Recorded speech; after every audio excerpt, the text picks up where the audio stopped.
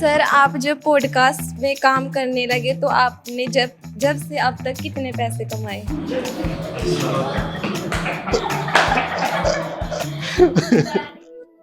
Mandeep sir नमस्कार sir, मैं ये पूछना चाहूँगा जो ये स्ट्रगल पीरियड है, जो भी आज के बाद हमारा ग्रेजुएशन का 1 ईयर 2 ईयर जब भी होगा शुरू, तो हमने सबसे पहले क्या चीज़ सीखनी चाहिए जाके उस पीरियड में? इस पीरियड में जैसे आप लोग ना यहाँ पे स्टडी कर रहे हो जी, लेकिन कहीं भी जा रहे हो आप, तो आपका जो जर्नलिज्म है ना वो जागना चाहिए। अगर आप कैथल तक जा रहे हो तो 10 कमियां दिखेंगी, सड़क गड्ढे हैं, साइन बोर्ड नहीं है, ड्रेन की सफाई नहीं हो रही, तो ये चीज़ें नोट करते रहना चाहिए। कुछ ना कुछ जो गाँवों की कमियां हैं उसको आप उजागर कर सकते हो। आपके पास कैमरा है जी, तो आप हमें वीडियो भेज सकते हैं, या फिर आपका खुद का अभी से सोशल मीडिया अकाउंट बना सकते हो। सर मैं ये आप सभी के लिए कह रहा हूँ, आपका इंस्टाग्राम अकाउंट या फिर फेसबुक यूट्यूब आप अभी से शुरू कर दो, ताकि आपका जो डिग्री हो तब तक आप अच्छा आपके फॉलोवर्स हो और आपको लोग जानने लग जाए। और एक क्वेश्चन हो रहा है सर मेरा, जैसे कि हम तब भी शूट करते हैं तो कुछ लोग ऐसे होते हैं जो पीछे से टोंट मारते हैं या टांग खींचने वाले थे, तो उनके लिए कुछ? 2019 में मैंने जब कोरोना काल था तो हमने मीडिया लाइन में आए थे हम और शुरुआत की थी, तो बहुत सारे लोग हंसी उड़ाते थे, हमें माइक भी नहीं पकड़ना आता था, मजाक करते थे। लेकिन जैसे जैसे आप लोग करते रहोगे ना तो सब चुप होते रहेंगे, फिर आप वही लोग आपकी तारीफ करने लग जाएंगे। तो लोगों की बात मत सुनो, लोग तो छींटा कसी करेंगे शुरू में। सर आपने सबसे पहले पॉडकास्ट किसका किया था सर? सबसे पहले पॉडकास्ट कलायत से विधायक हैं जयप्रकाश जी के लड़के विकास सहारण। नमस्कार सर, मेरा नाम विक्रम है, कॉलेज में 2nd ईयर का छात्र हूँ सर मैं आपको ये पूछना चाहता हूँ, जैसे आपने ब्रॉडकास्ट किया है, वो कोई नेता का ब्रॉडकास्ट कर रहे हैं, तो आप कुछ भी पूछ लेते हैं क्या उनसे? स्क्रिप्टेड होता है सर? नहीं, कुछ भी पूछ सकते हैं। सर आपने अभी रिसर्च की बात की कि जैसे ही कोई गेस्ट बुलाने के लिए डिसाइड होता है तो आप रिसर्च करते हैं कि कैसे क्वेश्चन पूछने हैं उनसे। तो मेरा प्रश्न है कि जब आप वो रिसर्च करते हैं तो आपके सोर्सेज क्या क्या रहते हैं, वेरीफाइड सोर्सेज जिनसे आप एजेंडा डिसाइड करते हैं? जी, बड़ा अच्छा सवाल है।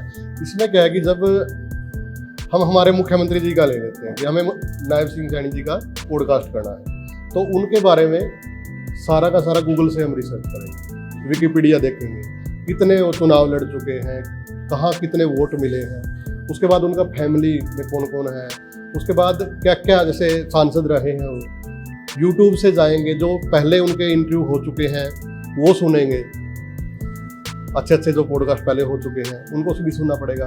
और AI का हम ज़्यादा यूज करते हैं आजकल, जेमिनी है, जैसे जेमिनी रिसर्च का बड़ा अच्छा माध्यम है। जो चीज़ें हम पहले 5-6 दिन लग जाते थे ना, जब कभी पॉडकास्ट होता था तो हमें 5-6 दिन पहले बताना होता था कि उस बंदे का पॉडकास्ट है, उसके बाद पूरी टीम लगती थी कि रिसर्च भेज दें। अब क्या है, AI ने हमारा काम बहुत ज़्यादा आसान कर दिया। जेमिनी से आप प्रॉम्प्ट डालोगे और पेड वर्जन लेते हो तो डीप सर्च करोगे तो हर हिस्ट्री आपकी ले आएगा, तो बड़ा आसान चीज़ें होगी।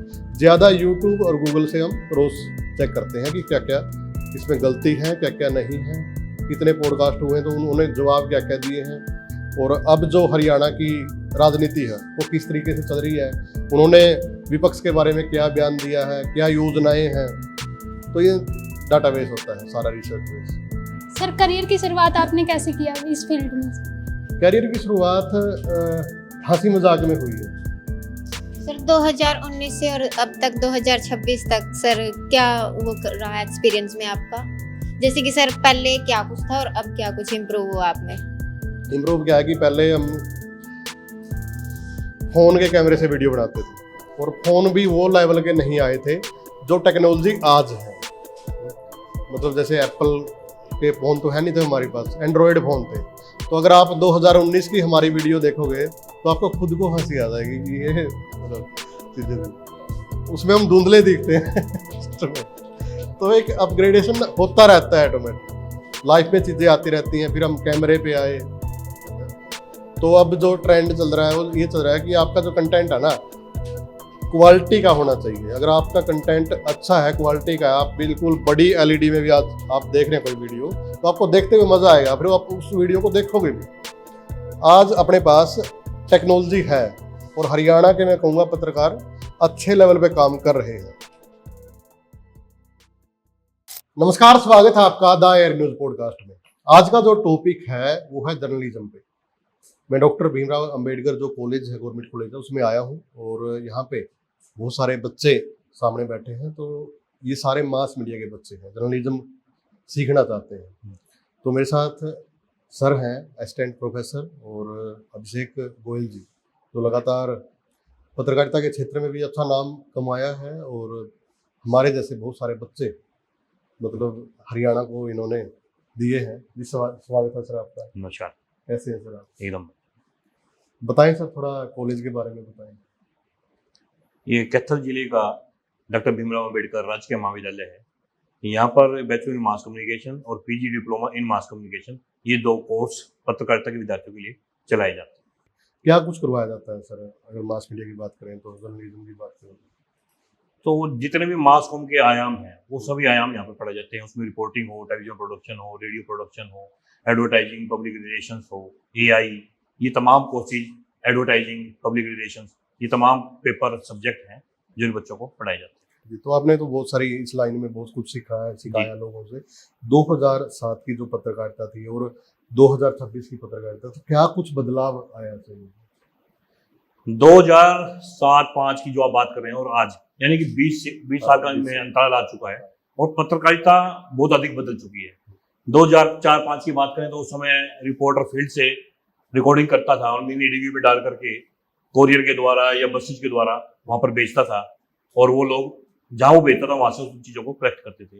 अब आजकल इंटरनेट का जमाना है, तुरंत लाइव हो जाता है और लाइव होने के साथ साथ अब ओबी वैन की आपको दरकार नहीं है कि ओबी वैन होगी तो ही मैं लाइव कर पाऊंगा।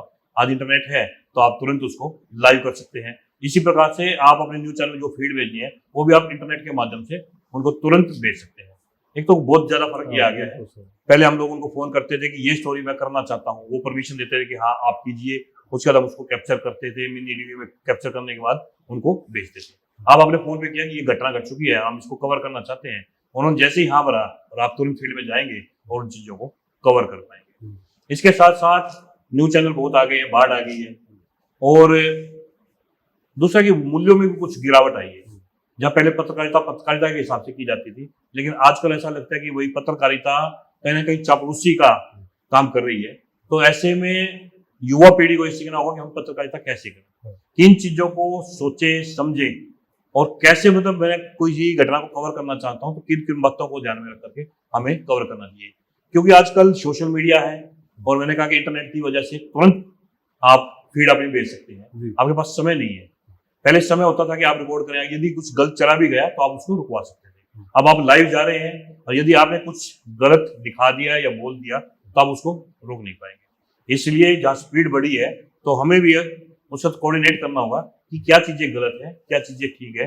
ये तमाम पहलुओं पर हमें सोचकर काम करना होगा। पढ़ाने में कितना कुछ मजा आता है सर? क्या क्या सवाल होते हैं बच्चों के? देखिए, पढ़ाने का अपना अलग मजा है और फील्ड में काम करने का अपना मजा है। जब हम लोग एमए मास कॉम में पढ़ते थे, कोई पूछता था तो भाई आप क्या करेंगे, तो हम कहते थे कि हम न्यूज चैनल में जाएंगे, रिपोर्टिंग का काम करेंगे या एंकरिंग का काम करेंगे। और सोचा भी यही था, कभी सोचा नहीं था कि मैं टीचर बनूंगा। और इसीलिए शायद मैं जी न्यूज में गया, लेकिन वो बहुत ज्यादा टफ लाइफ है। और जब नेट क्लियर हो तो मुझे लगा कि टीचिंग की तरफ भी जाना चाहिए। तो जो टीचिंग की जॉब है वो आरामदायक जॉब है। तो दोनों में अंतर तो ये है। अब बात आती है बच्चों की। जब मैं यूनिवर्सिटी में पढ़ाता था तो बच्चे कोई पंजाब से है, हिमाचल से, जम्मू कश्मीर से बच्चे आते थे, यूपी से बच्चे आते थे और वो कुछ सोच समझ करके आते थे कि हाँ मुझे फील्ड में जाना है। और जब हम उनको पढ़ाने के लिए जाते थे तो हम लोग भी पढ़ कर जाते थे कि आज बच्चों को क्या बतलाना है, क्योंकि वो सवाल कुछ भी कर सकते हैं और आपको जवाब देना होगा। टीचर होने के नाते आपको जवाब देना होगा। और वो बच्चे जवाब करते भी थे क्योंकि उनको लगता है कि 1 साल बाद या 2 साल बाद मुझे इंडस्ट्री में जाना है, काम कैसे होगा, फिल्म कैसे बनेगी, डॉक्यूमेंट्री कैसे बनेगी, एडिटिंग कैसे की जाएगी, शॉर्ट्स किसको बोलते हैं। मतलब इस प्रकार के उनके बहुत प्रश्न होते थे। कैमरा कैसे काम करता है, एसएलआर कैमरा क्या है, डीएसएलआर कैमरा क्या है, दोनों में डिफरेंस क्या है, सीसीडी कैमरा क्या होते हैं, ये तमाम चीजें उसमें होती थी। लेकिन मैं जब कॉलेज में आया हूँ तो यहाँ ग्रेजुएशन लेवल के बच्चे हैं और कुछ बच्चे तो एक्सीडेंटली यहाँ पर आ गए हैं। उन्हें पता ही नहीं है भी पत्रकारिता होती क्या है, हमें क्या करना है, उनको अभी मतलब बेसिक समझ ही नहीं है। तो दोनों में फर्क ये है कि जब लोग पीजी लेवल के होते हैं तो वो मैच्योर हो जाते हैं, उनको पता है कि मुझे 2 साल के बाद स्ट्रगल करना है, संघर्ष करना है, फील्ड में काम करना है। और जो बच्चे ग्रेजुएशन लेवल के हैं 10-15% को छोड़ करके बाकी बच्चे अभी तक समझ ही नहीं पाए कि पत्रकारिता क्या है। तो ये थोड़ा स्ट्रगल है हम लोगों के लिए, एक प्रश्न है हमारे सामने, या एक आप कह सकते हैं कि क्वेश्चन मार्क है कि आप बच्चों को कैसे समझाएं। लेकिन सर आप तो बोर्ड अच्छा प्रयास कर रहे हैं, जैसे हम जैसे लोगों को भी बोल रहा है, उसके बाद कहा कि प्रैक्टिकल दिए बच्चे देखते हैं, तो उसके लिए आपको मैं धन्यवाद भी करना चाहूँगा सर कि आपका संघर्ष रंग ला रहा है और बच्चे भी एक्टिव हैं काफ़ी। हाँ, हमारी तो कोशिश यही कि बच्चे कुछ करें। हाँ, धन्यवाद सर बातचीत करने के लिए।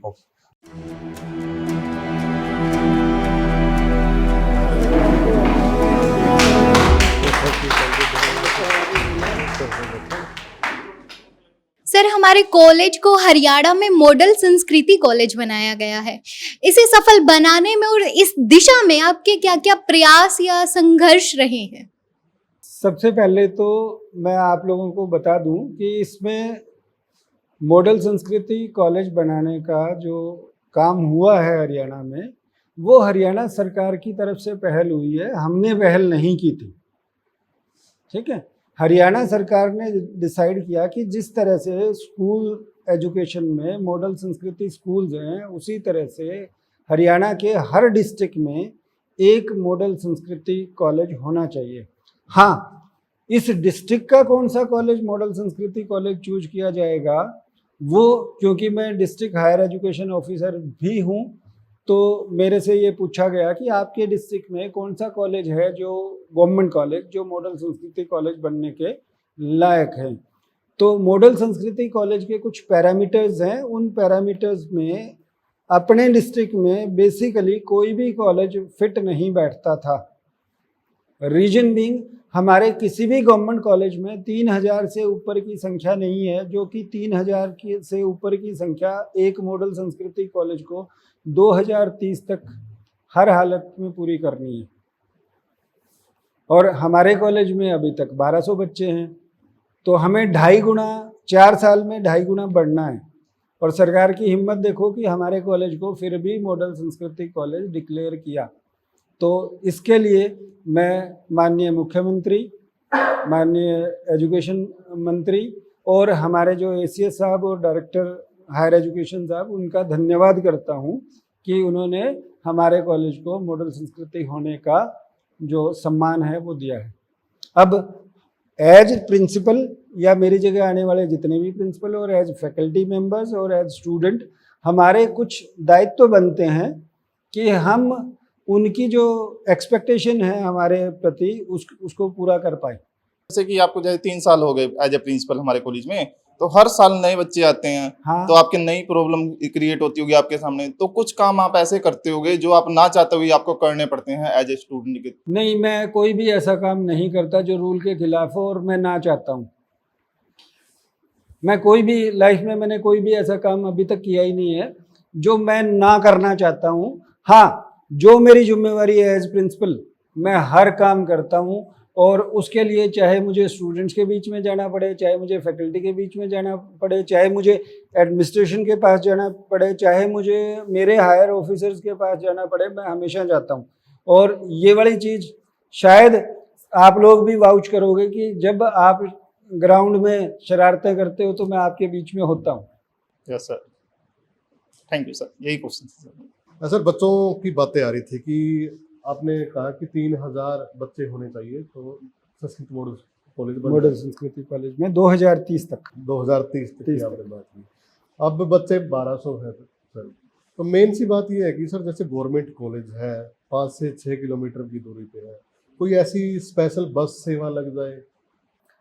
सर इस बार हम डिस्ट्रिक्ट एडमिनिस्ट्रेशन से मिले थे और 2 बसें हमारे कॉलेज में पिछले सालों में भी आ रही है। सुबह सुबह बच्चों को बस स्टैंड से लेके कॉलेज तक आने के लिए 2 बसें आ रही हैं।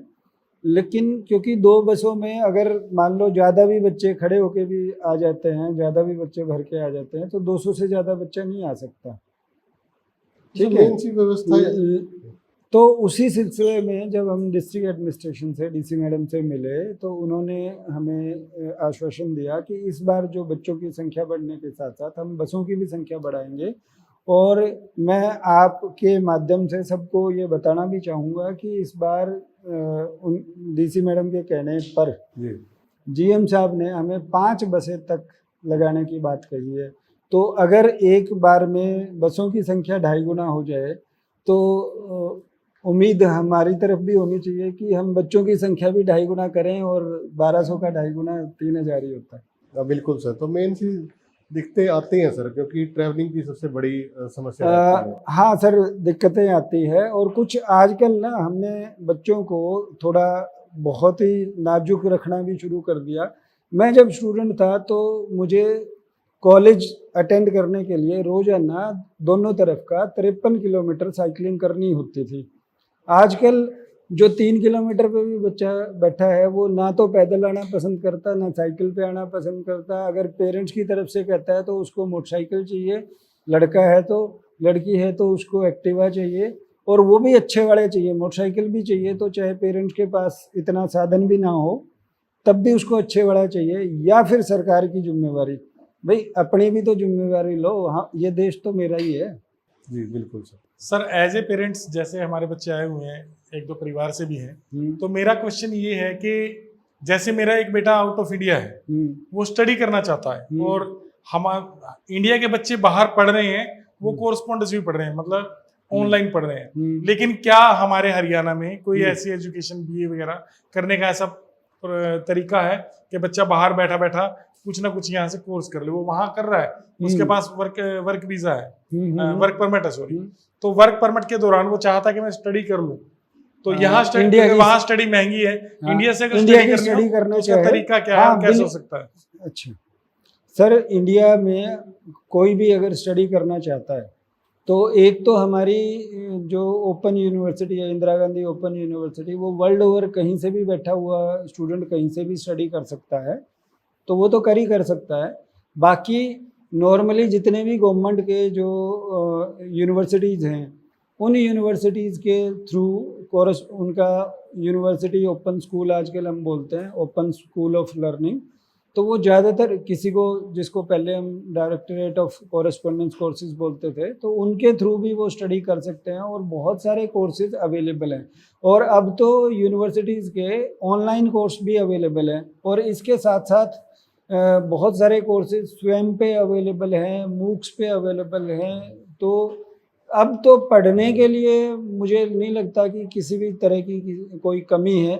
जो इंडियन यूनिवर्सिटीज़ है उनके भी कोर्सेज अवेलेबल हैं, और बाहर की यूनिवर्सिटीज़ के कोर्सेज अगर इंडिया में रह के भी करना चाहें ऑनलाइन तो वो भी कर सकते हैं। तो अब कोई ऐसी प्रॉब्लम है नहीं। सर इसमें जो मेरे प्रश्न में प्रश्न छिपा हुआ है, वो क्या है कि एक बच्चा वहाँ वर्क परमिट पे है, उसको वहाँ 2 साल कमाना है, और कमा के वो इंडिया आना चाहता है। इंडिया आने के बाद वो जॉब करेगा या किस फील्ड में जाएगा उस पे है। तो बेसिक जो समस्या यहाँ आ रही है, उसने एडमिशन भी ले लिया तो उसे एग्जाम देने यहाँ आना पड़ेगा। जो मेरी जानकारी, मैंने अधिकांश जगह पूछा तो मुझे आंसर यही मिला कि आपको जो एग्जाम देना पड़ेगा 1 ईयर में, आपको एक बार भी यहाँ के एग्जाम देना पड़ेगा, ऑनलाइन आप एग्जाम नहीं दे सकते। ऐसा कुरुक्षेत्र यूनिवर्सिटी से या 1-2 जगह पता किया तो हमें उस चीज़ का जानकारी नहीं मिल पाई। नहीं, कुरुक्षेत्र यूनिवर्सिटी ने अब जो कुछ कोर्सेज ऑनलाइन शुरू किए हुए हैं, उसमें एग्ज़ाम भी ऑनलाइन होता है। और बहुत सारी यूनिवर्सिटीज़ हैं इंडिया में जो मतलब ऑनलाइन एग्ज़ाम कंडक्ट करती है। और बाकी अगर मान लो एग्ज़ाम देना, जैसे इंदिरा गांधी ओपन यूनिवर्सिटी के तो सेंटर भी बाहर बनते हैं, तो क्योंकि वो वर्ल्ड ओवर हर जगह उनके सेंटर होते हैं, तो आपका बच्चा जिस भी कंट्री में है पता कर ले, एक बार इंदिरा गांधी ओपन यूनिवर्सिटी की वेबसाइट जाके चेक कर ले। तो मेरे हिसाब से अब ये वाली जो समस्या है ये कोई ज़्यादा समस्या नहीं है। और आप ये देखो सर, अब न्यू एजुकेशन पॉलिसी में ना, अगर बच्चा सीखना चाहे तो हम सिखाने को तैयार हैं। और दूसरी चीज़, जो स्वयं पे के पोर्टल पे जो कोर्सेज़ हैं उनको अगर आप करना चाहते हो तो वो कोर्सेज़ वहाँ करो, और 40% जो किसी भी यूनिवर्सिटी की जो डिग्री है उस डिग्री के लिए वहाँ जो स्वयं पे किए हुए कोर्सेज़ को वेटेज मिल सकती है। तो अगर वो 40% वहाँ कर ले, और बाकी के जो 60% है वो एक बार जब भी घर आए तब उस टाइम एग्ज़ाम टाइम पे आके प्लानिंग करके वो कर ले, तो इंडियन डिग्री भी वो कर सकता है। और अब ये भी नहीं है जी मुझे 3 साल में ही करनी है डिग्री, वो जितने मर्जी साल में डिग्री कर सकता है। ठीक है सर, थैंक यू जी।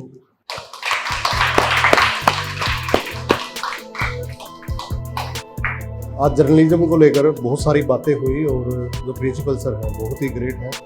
उन्होंने आज जो ये सेमिनार रखा और कुछ सीखने को भी मिला, तो सर ने बहुत सारी बातें बताई हैं, तो मैं सर का धन्यवाद भी करूँगा और यही कहूँगा कि आप लोग जितने भी स्टूडेंट्स इस पॉडकास्ट को देख रहे हैं, तो आप अच्छी लाइन है, लेकिन काम के अगर मामले की बात करें तो काम भी आपको अच्छे तरीके से करना पड़ेगा। आपका कंटेंट है वो बड़ा ही प्यारा होना चाहिए, ये मैं ज़रूर कहूँगा। धन्यवाद।